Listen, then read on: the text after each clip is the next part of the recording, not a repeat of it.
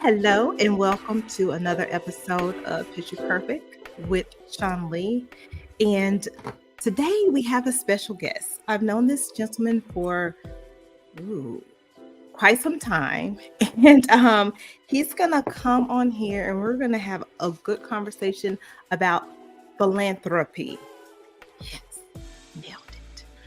Okay, so before I get started, if this is your first time tuning in, I am Shawn Lee.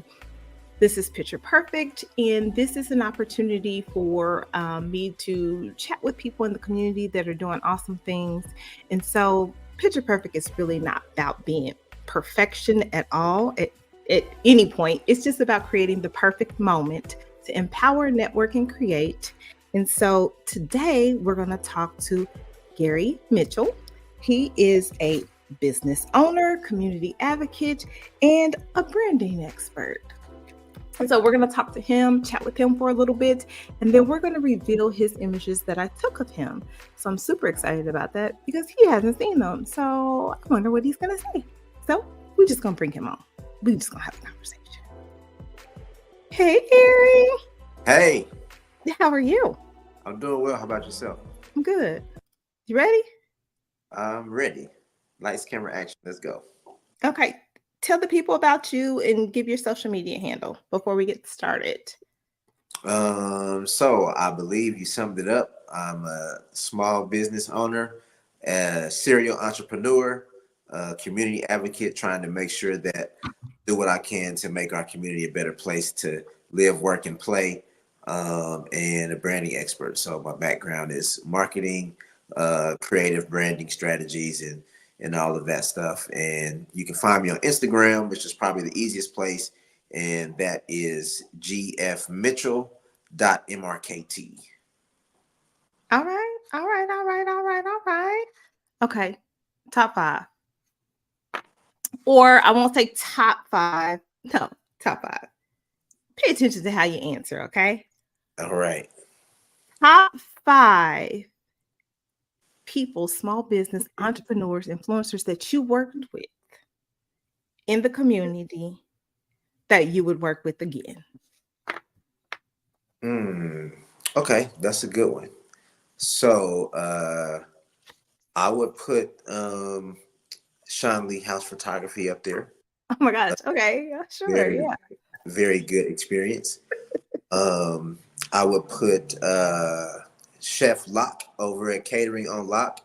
I've worked with him a couple times, and he does an amazing job anytime we need to use his services. Uh, Kamia Kendall, Soda Pop Graphics. Um, she's amazing. Let's see who else. Got two Right more. with Handyman Gadget. He's actually someone that I lean on a lot to do things. And I would say Shay Johnson, my accountant. Gotta have. Good job. Good job. I mean, I wasn't reaching or anything. I'm just, trying to ask questions here. Very good question. All right, let's jump right into it. What does philanthropy look like? Um, so I think philanthropy has a very out front image that people think. So when you think of philanthropy, you think of people with a lot of money, who's giving money, who's putting poor kids through school, that kind of thing. But when I started work with Black Philanthropy KC, I wanted to make sure that we start having an understanding that philanthropy is not only of giving of your money. People have time, they have expertise, they have other valuable assets and resources that they can share with people besides just giving their money, which also means that I don't necessarily have to be rich or well-to-do to be philanthropic. I can just be someone who cares about people or care about the community or care about Absolutely. the Okay, so tell us more about your business, your Black Philanthropy KC. So a few years ago, I think it's probably been about 3 or 4 years ago now, I came across Black Philanthropy Month, which is a global initiative that brings awareness to Black philanthropy. And so it's kind of like one of those Black History Month things. We get 30 days, 31 days to make sure it's at the front of our mind, whatever, Yeah. which is great. But I thought that um, it would probably be a benefit to our community and to our culture to not forget about being philanthropic the other 11 months out of the year. So we went from doing Black Philanthropy Month initiatives to doing Black Philanthropy KC, which makes sure that we're doing activities all year long to make sure that Black philanthropy stays at the forefront of our mind. Okay, so next question, because so I'm going to the next question, and I think that's super awesome. You mentioned that you can do other things besides money. So, what are some things that people can contribute to be philanthropic without giving money? So I think it takes a little bit of creativity. Um, and I say just a little bit because a lot of the things that we can do are right in front of us. So volunteering is like the number one most effective way that you can be philanthropic.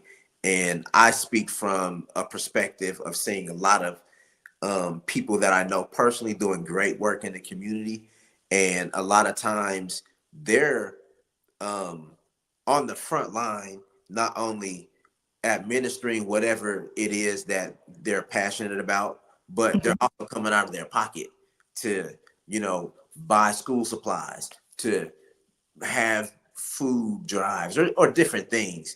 And so, Yeah, I noticed that one of the most important thing that they need is just people to support them. Show up to the activity, volunteer, which I can be there on site helping. I can be the person that picks up supplies and delivers it to the site. yeah, Um, so I think volunteering is the number one way, but then you have sharing of your knowledge and expertise. So a lot of nonprofit organizations or community organizations will have activities or programs where they need experts to sit on panels or to lead discussions, yeah. um, or even provide information in a number of capacities. So like those two things stand out to me off the top of my head of you can be philanthropic. And those are 2 things that are easy to do. Like, I remember you had your event and, I donated time by helping with the headshots. So, it's just one of those things that I feel like people don't think about. Like, they don't think about, like, instead of giving money, dollars, what you could do is you could donate, your expertise, your time, anything that will help move the agenda forward for philanthropic work. 100. So I'm glad that you said that because I think that is so awesome. So, why is it important for us to provide resources in the community like this? Um, I think it's important because if we pay attention to the fact that in many ways we are sometimes behind or deficient in certain resources. So um, it doesn't seem that there's another group of people or a group of organizations that are going to come to try to level the playing field and say, "Oh, here's everything that you need." Here, Everything let you me need help to you. No, right. let me help you. It's kind of like, in my opinion, more of limiting factors. Like there's more barriers that are put up as opposed to walls that are broken down. So I think it's important that we as a community come together in ways that are charitable and giving to help bring the resources that we need. Because if you look at the work that nonprofit organizations or the philanthropic community does, it really touches everybody. So you have I certain agree 100%. that 100%. have initiatives for the youth. There's initiatives for women. There's initiatives for senior citizens. There's initiatives for people who are trying to re-enter the society from incarceration. There's initiatives for handicapped people. So that means that there's a lot of resources that have to come so that we can service everybody who has a need. And so talk about the event that I helped with, because I thought that was so informative. um I forget what it was called, but it was about funding, getting funding, and it was just things that I didn't know that there were resources out there that help you and help nonprofits. But I thought that that was very informative, and I wouldn't have known about it had I not been connected to you, in the sense of, because I just wouldn't have known about it, I don't think. So you did a real good job of pushing that, and I enjoyed that event. But talk about that event just a little bit, because I feel like people should know what it is that Black Philanthropy KC is doing. So, at the very basic level, Black Philanthropy KC, we strive to raise money to help other organizations and individuals raise money. So, if you have a cause that you're working with, and we know that in order to provide resources and things, it's going to take some type of capital or financial resource.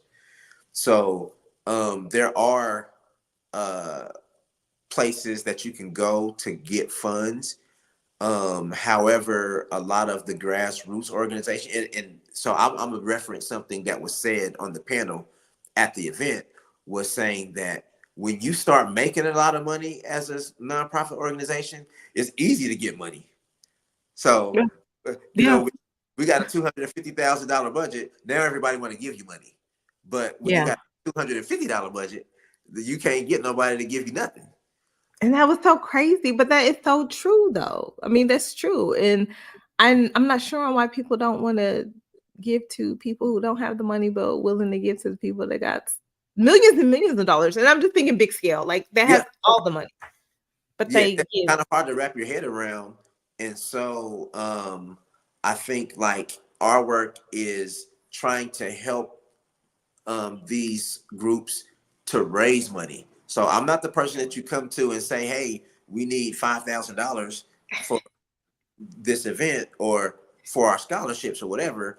But hey, we're doing this activity, or this is our main fundraiser. We can come and support. In certain cases, we can come and support financially, which would help cover like some of your expensive. Maybe it's marketing expenses. Maybe it's helping you to secure your venue that you need. Maybe it's we can bring volunteers. So whatever it is that we can do to support your effort to raise money is what we do. So when we raise money for our organization specifically, we are like, okay, where can we deploy this money and help another organization to raise money for what they're doing? Gary, that's so awesome. That's just like awesome sauce. I just like that so much. I do. So we're gonna move on to the next question. What has been your experience with working with small business owners? I want the good, the bad, the ugly. And you don't say no names, don't say no businesses, don't say what area business, just say it was a small business. Give me a good one. We'll go with good first experience. So a good experience. So I think I'm not the big customer service person. You know, I'm like, You know I am. That's why I have this question. you can give me like the bare minimum, and as long as we achieve the result, then I'm actually okay. But so I actually have had a positive experience, and this may go like to the individual, but a particular establishment that I like to frequent, I literally go in and I ask for the same person every time, just because the service is so great. And it's like it's one of those things where, man, I didn't have a good day today, but I'm gonna go here Oh, That's And nice. sometimes the experience may add to the bad day. Like, oh man. But That's every hard. time, man, the service is on point. And that's like something that I look forward to, is going to that establishment. Okay, now let's get to a bad, like something you like. You know what, man? I ain't gonna be able to do this again. I'm cool on So, this. this is like as a small business owner, I know that we get overwhelmed sometimes, and so A like little bit. yeah, a Yeah. little bit out of it, and so we try to hold everything together, um, Yes. and sometimes things fall through the cracks, especially when it comes to like a service or providing something Absolutely. on time, those different things. So probably about the time when I really started being more intentional about supporting our community, supporting our Mhm. businesses. I actually went to an event. I went to an event and it was about connecting, and the message was very strong to where it Okay. made me see like who's in the building that provides a service or a product that I use that I can patronize. So Okay. I Yeah. Yeah. a young lady, she actually provided a service that I use, and so I was like, you know what, you in the room, I want to book an appointment with you so I can, so I can support you, so I can utilize your service. And she was like, well, I'm booked up for like, a month and a half, 2 months. And I said, Really, Gary? Is that what we doing? I turned it off. So Clearly not. um so I said, okay, um that's okay. I'm gonna patronize. So whenever you can get me in, I'll take that appointment. So like 2 months later, I'm ready for my appointment. And like Like, so you booked it. Let me just clarify. So you booked it. Is booked. You booked the appointment yeah, I got my for two confirmation. months later. Everything was Okay. ready. Carry Uh, on. I have to make sure that I'm hearing you correctly. Carry on. and so like when it comes, I didn't wait 2 months for my appointment, and the morning of my appointment, I get a cancellation. I'm like, yo, The morning of. yes. Like, Okay. Was there an explanation?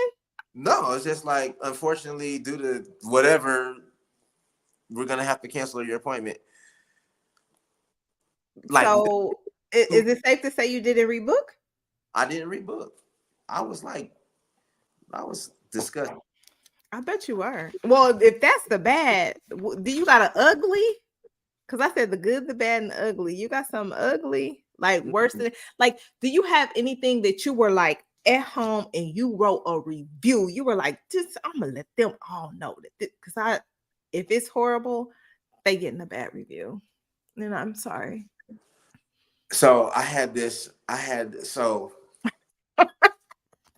I'm not a big customer service person. I know you're not. However, I am a big convenience person.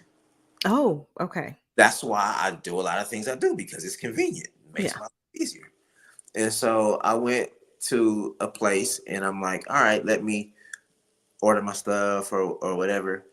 And so then it's time to pay. I'm like, all right, cool. Here's my card. Let me pay. Um, no, actually, I had cash. I said, I want to pay. And there's like, um, you have to have exact change. To take I'm, my money? I'm like, who carries exact change around, Nobody. right? I don't even carry change. Like Right. the jingles. Like no one's carrying change. Yeah. Or even like sometimes you don't have something to get close enough to Yeah. be like, here you go. Yeah. So I'm like, okay, so what am I supposed to do now? I said, well, I know this is not the only place where you can pay in this place. So is it possible that I can give you the money and you can go get the change? And well, you can go get the change. You can go get change and then come back. I'm like, so things like that, that's totally inconvenient. I'm here. You telling me that I can't give you my money? That's interesting. That's so Like, interesting. And you know what's so crazy? Because you and I have had a conversation before, and you know I am customer service. I listen.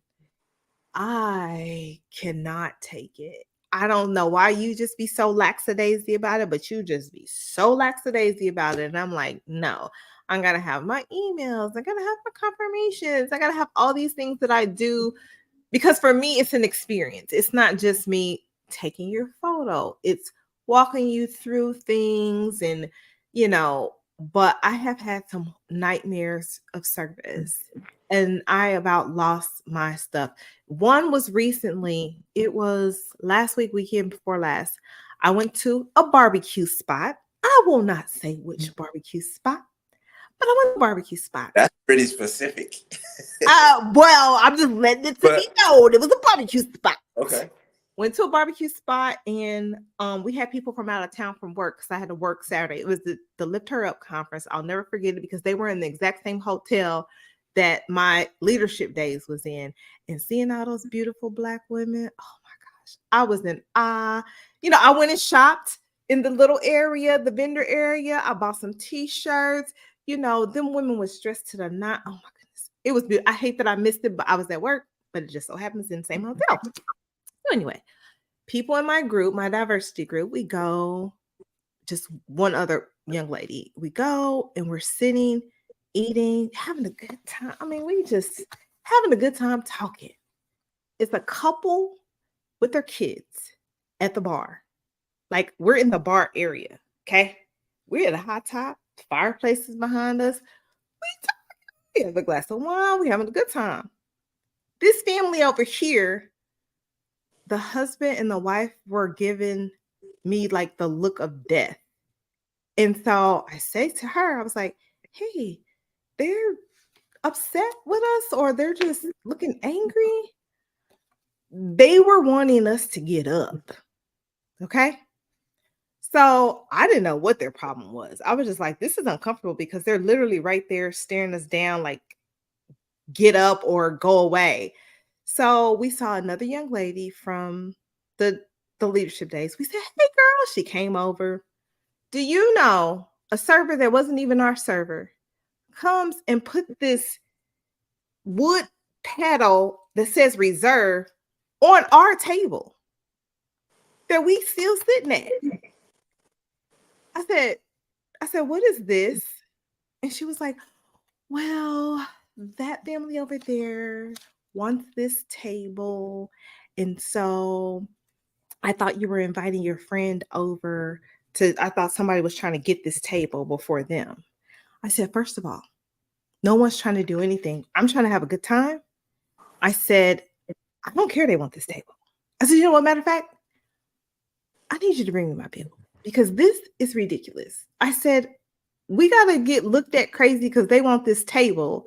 If I wanted to have a third glass of wine or a fourth glass of wine, I got to look at folks staring at me like crazy because they want this table.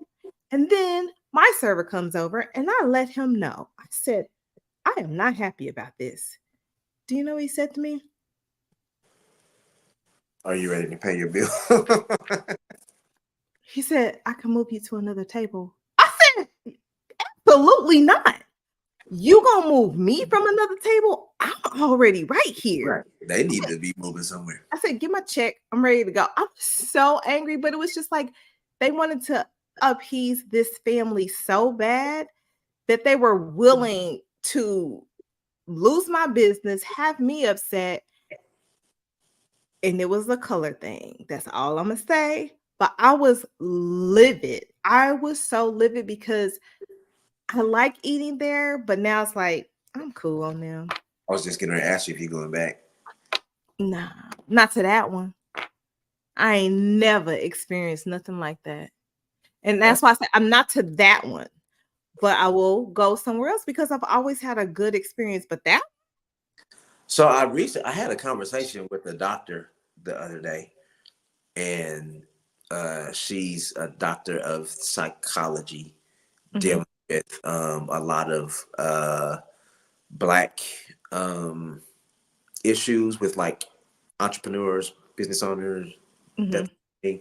And one of her areas of emphasis is Black trauma and how it affects, different things that we do our day to day, really. Yeah. And she was like that Black people experience like up to 5 traumatic Black experiences or racial experiences a day.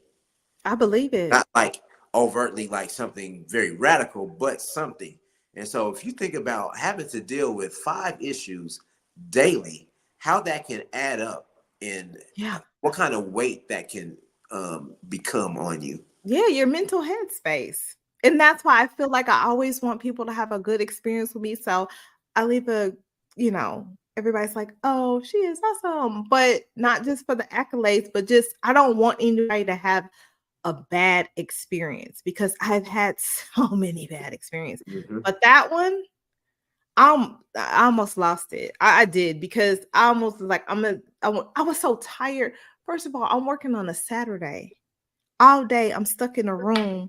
Leadership days. We're having a long all day meeting. I'm exhausted.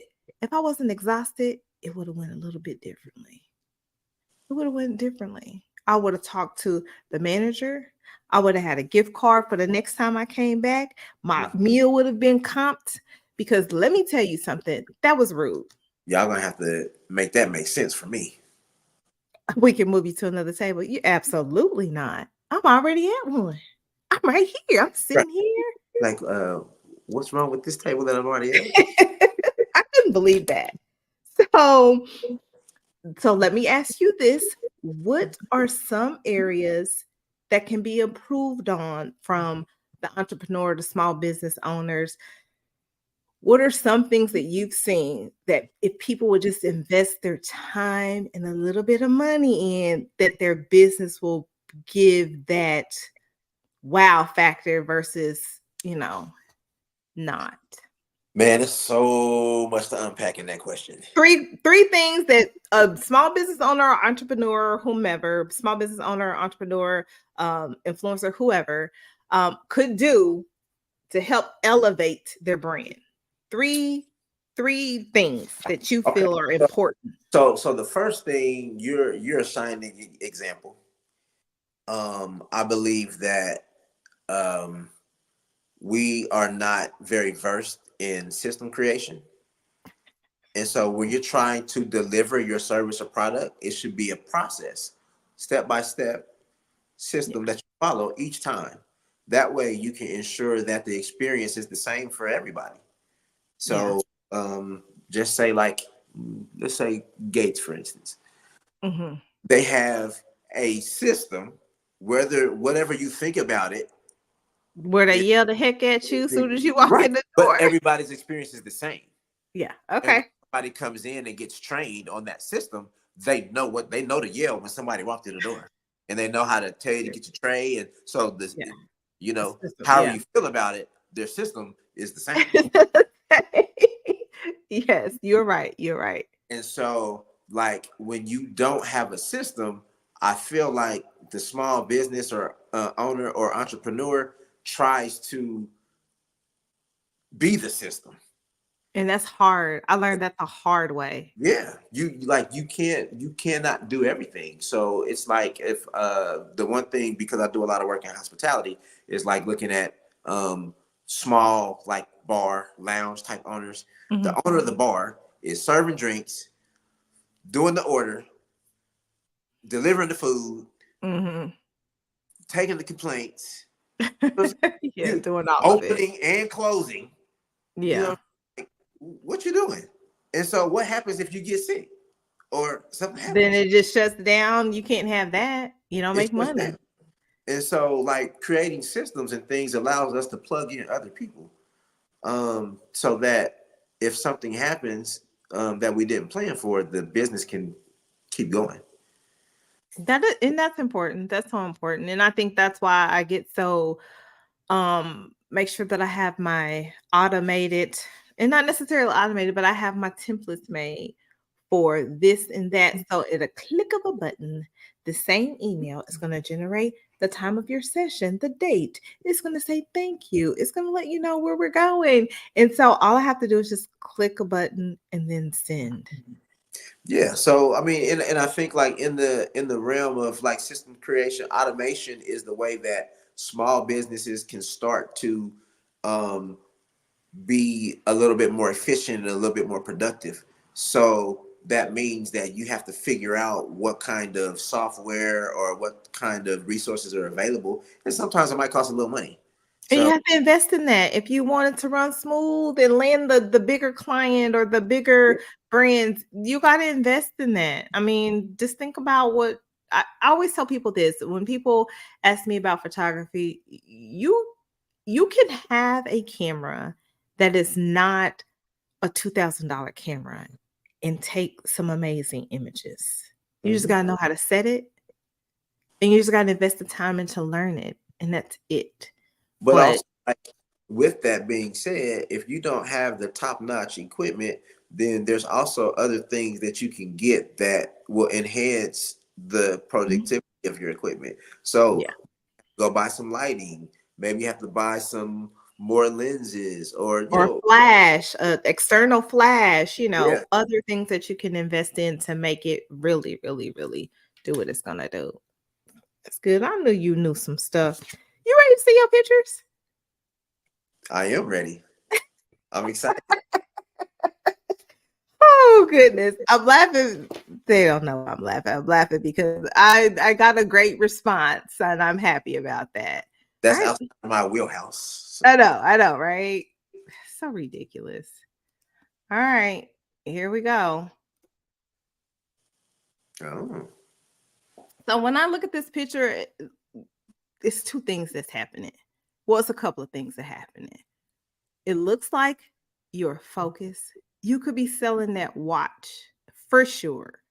Or you could be selling, beard products because it just all goes together. It looks like an ad. It definitely looks like an ad. So you can put this anywhere, I think. I think. Let's see here. So you look like you're hopeless at love. And so you can always do something for non Valentine's Day and just be like, I'm looking for somebody that's not there. You know, you can always play with this and have fun. I thought this was a funny content photo, but you see that steam? That Uh-huh. tea was hot. That tea was so hot. That's that's an advertisement for coffee. Or I was drinking tea though. Tea, yeah, that's a good one. This is a good one. And so this one, I took the same image and of course I played with it in black and white. And as you can see, it gives you two different dynamic. I don't know how you would use it, but the black and white just makes it very classic and timeless. And then the other one, yeah, I mean, it looks good, but I'm just saying, same picture, two I different edits, and think voila. like that one kind of makes it um more casual to me. Okay. And the color one looks more like professional. Oh, a professional person, not like it's a professional picture. Okay, Correct. because I'm Yeah, gonna yeah. say now, hold on now, wait a minute now. No, just joking. Just joking. Carry Which on. is crazy how you can just have that difference in the same photo, only changing the color.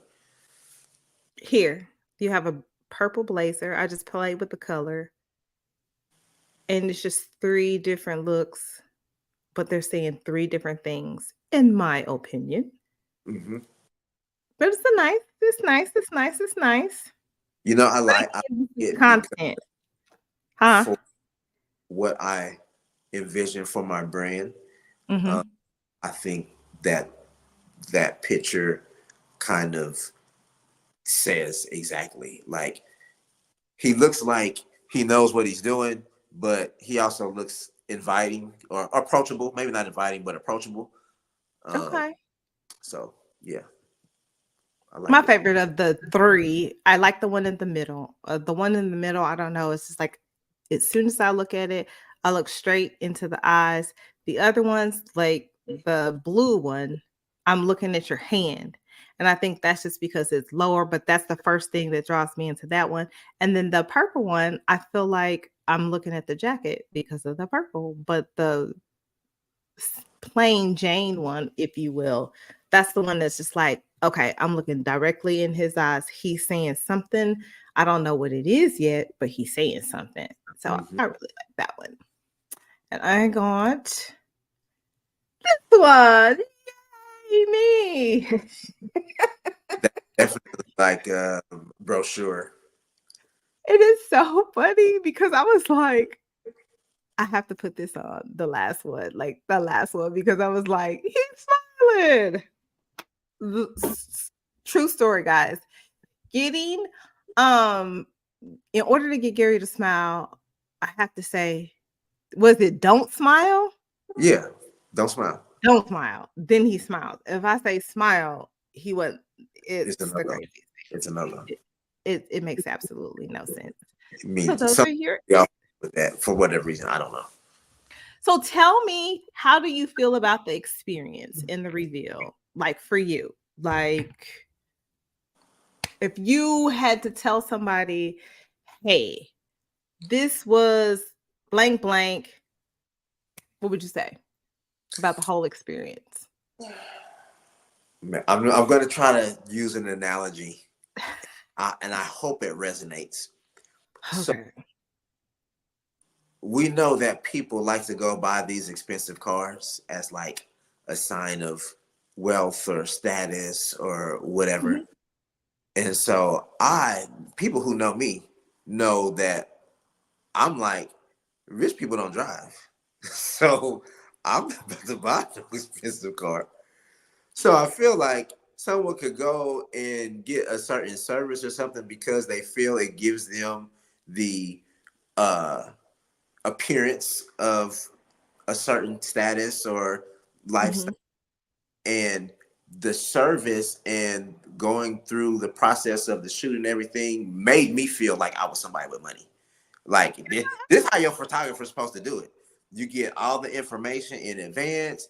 You get looks as far as what your outfits need to look like or suggestions. You have all the pertinent information for the location. You have everything as far as like what you're supposed to bring. So if you follow the instructions, then once you get to the shoot, you feel like you're prepared. So like I don't know why you wouldn't have a good shoot because everything is already in place and you're ready to go. And you know what's so crazy? You were so prepared. Like you had your props. We didn't use all of them. We didn't use all of them. They'll see pictures later of the other images, but you had your props. The outfit was great. I said wear layers because I said we might have to go outside or whatever. So you were prepared. You actually took my information and studied that Pinterest board, and we made it do what it do. And I was happy about that because I feel like sometimes as a photographer, we just hope for amazing clients. And sometimes we land them and sometimes we don't. And so that's why I put certain things in place so that if you stick to what I've sent you, then you should have a good time. That was definitely my thought. Like, hey, she was very thorough in putting the preparation together. So I'm sure, as the expert, she's done this so that we can get the best out of the shoot. So that Absolutely. I follow it as best I can, and I know she'll take care of the rest. So Well, thank you. I appreciate that. Okay, Gary, before we go to the next segment, you can stay or you can go, but I need you to provide your social media handles again for the people who need that information. So you can find me on Instagram. That's where I'm probably easiest to find. And that handle is gfmitchell.mrkt. And by the time you watch this, hopefully the website is up, but that's gfmitchell.com. So you'll be able to log on to the website uh, and see some of the content that I have. Also, if you need a consultation or anything like that, then you better do that through the website as well. Okay, and I'll make sure that I have this information posted in this video so you don't have to worry about that. Don't worry about that. So this segment is called Ask Shawn Lee. So people send me questions. Sometimes I find questions and we're just going to answer the question either we'll let you give your opinion and then I'll give mine or vice versa. But this question is related to business. Okay. What advice would you give a person wanting to start their own business? Man, a lot of to unpack there. Um, so let me answer it with a personal experience. So I have Okay. a mine, and um, she was kind of at a crossroads in her career, being in the same field industry for about 15 years. And she was like, I think I need to do something different. And she found something that she liked to do. And then she had conversations with me about how when should I start my business? When should I quit my job and start my business? I'm like, there ain't no answer for that. It's like literally there is no perfect answer. So there's no perfect time to start your own business, to go into business for yourself. But you do have to just trust that you've prepared yourself to take that next step and transition. So just think about, like, try to forecast out a little bit. If you're going to start your own business, are you quitting your job? Are you going to go part time, or are you going to, figure out what that looks like, and then, like you literally have to rip the band-aid off. The best that I give is I told myself that I was going to start my own business and quit my job. And when that time came, I didn't have everything in place and prepared like I wanted to. It took me another 12 months. And so at that time, I still didn't have everything in place. But I said, I'm not going to wait another 12 months again to start my Yeah. business. And I just did it. So that's good. I would say it's kind of like what you said. I would say just have a plan. Have a plan and have the expectation that things could change. Your business could change. You could pivot. Like, for example, for me, I was taking pictures of everything. Like, oh, yeah, I can do this. Oh, yeah, I can do that. Yeah, I can do this.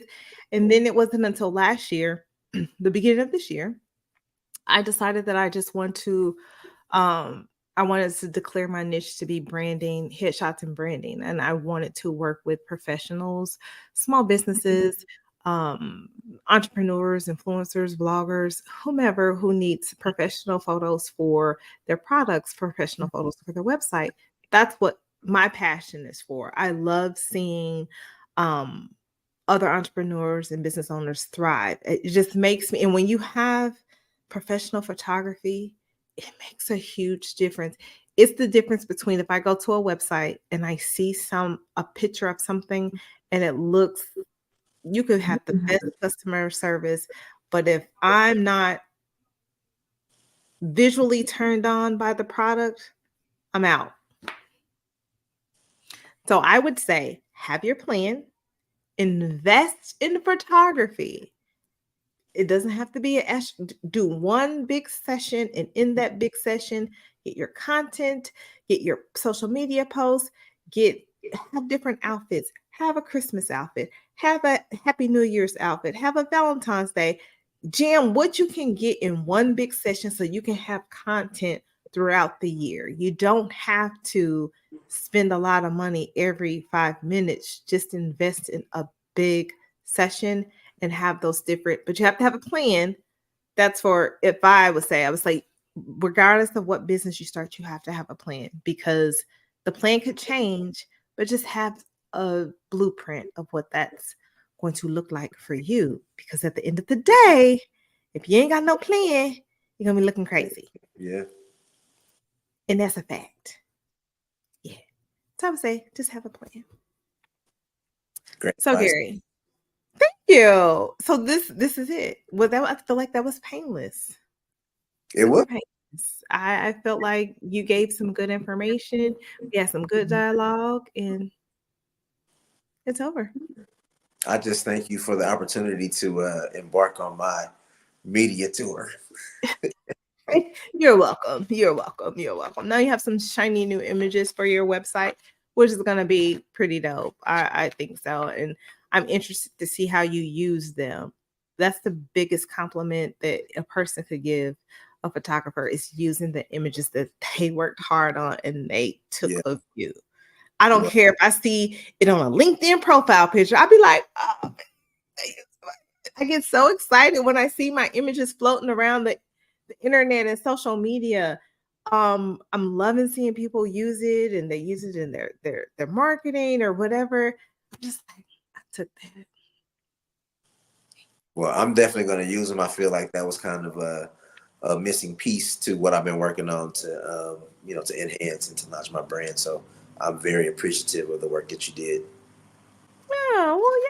Okay, so that's all we got. We is done. I'm gonna say goodbye to you for now, Gary. I appreciate you so much for being on the show. And yeah, you can go back to doing whatever it is that you were doing. Thank you. Peace and blessings. Bye. Okay, guys, that is a wrap. So, philanthropy. If you take nothing away from this episode, take this. Give back to your community the best way that you know how. I am a photographer, so I donate my time and I give back to the community when I can, when I have time, and it makes me feel good. And so, if you or someone you know would be a perfect guest for Picture Perfect, please hit me up. Follow me on all social media, Shawn Lee House TV. Again, that's Shawn Lee House TV. You can visit the website, www.shawnleehouse.com. And yes, go ahead and make sure you like and subscribe to the YouTube's channel. Yes, I said the YouTube's channel. I'm trying to grow that too. So, and if you have a question, I forgot about that. If you have a question for Ask Shawn Lee, you can hit me up in the DMs, or you can email me at info@shawnleehouse.com. Either way, you can find me. Shawn Lee House TV on everything. I look forward to seeing you guys, and I'm out.